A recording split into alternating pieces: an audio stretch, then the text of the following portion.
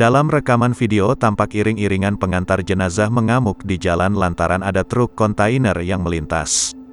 Video viral ini dibagikan oleh akun Facebook Susanto Baelah, Sabtu, tanggal 19 Juni tahun 2021.